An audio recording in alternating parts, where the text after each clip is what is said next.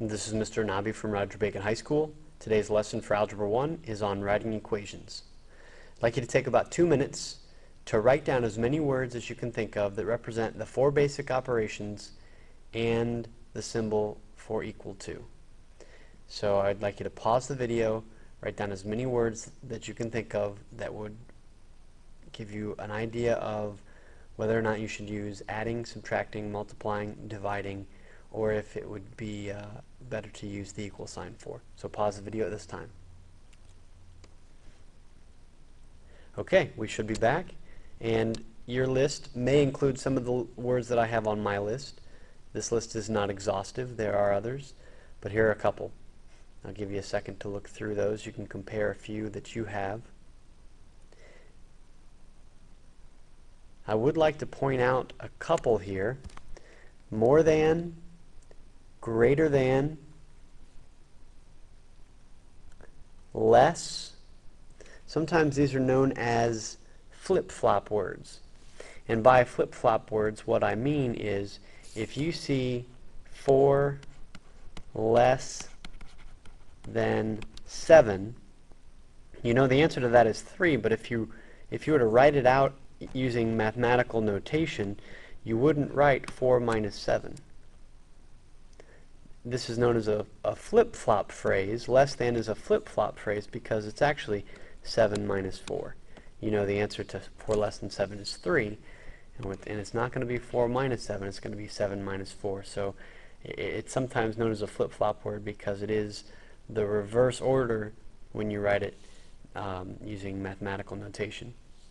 But here are some other words that you might use for the various symbols in a math problem.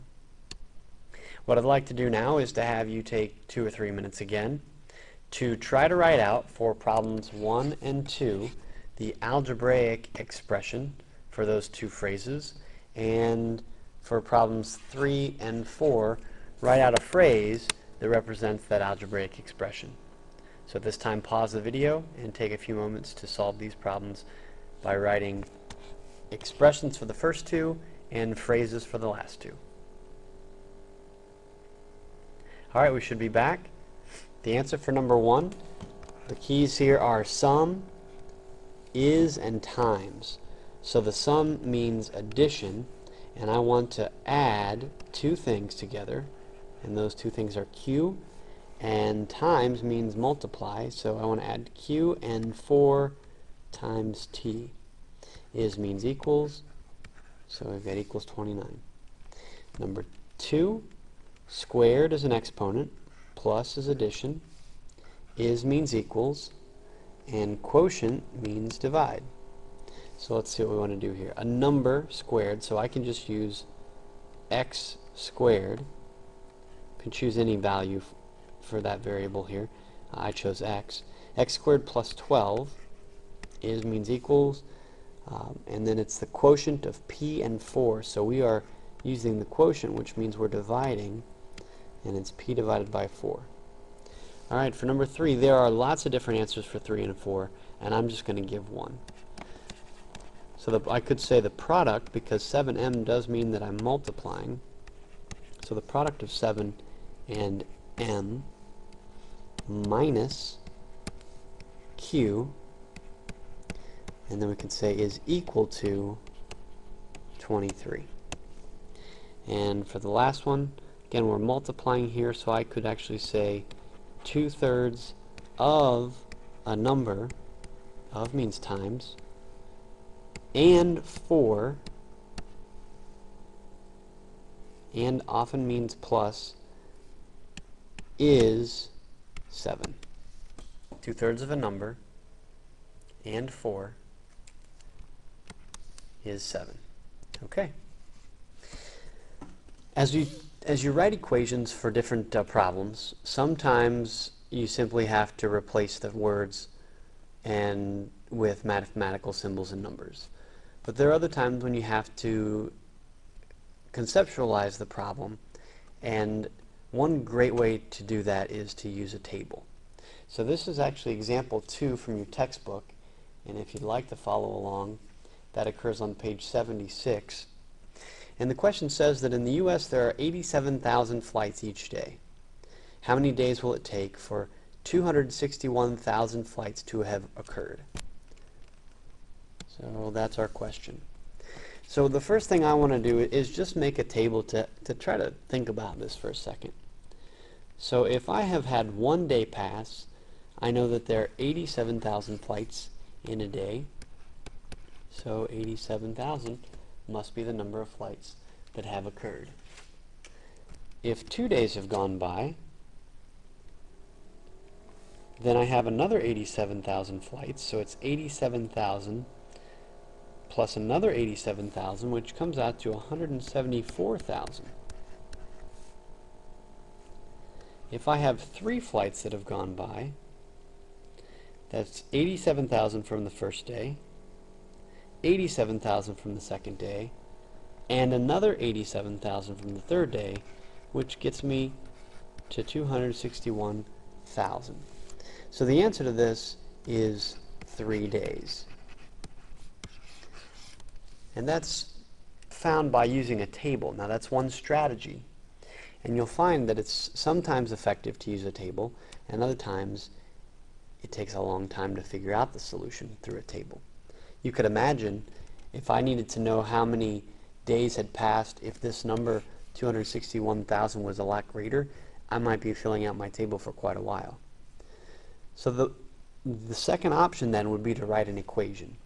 And we always want to define a variable when we write an equation. So by that I mean, let's name a variable, x, and let's say what it represents. In this case it represents my question, how many days? How many days? So x represents days. Now, I know that I have to have a number of days such that I have a total of 261,000 flights. So what I can do here, if you notice the pattern, I added 87,000 every time to my list. And if you continually add the same value over and over, repeated addition is the same as multiplication. Repeated addition is multiplication. So 87,000 times x equals 261,000 will be the equation I can use to solve this problem. Because if x represents 1 for one day, I'd have 87,000 flights. If x is 2, 87,000 times 2 is 174,000. And 87,000 times 3 days is 261. So I still get the same answer, that x equals 3 days. Example 5. We'll go the route of writing out a table, and then I'll also show you how to do this by writing an equation.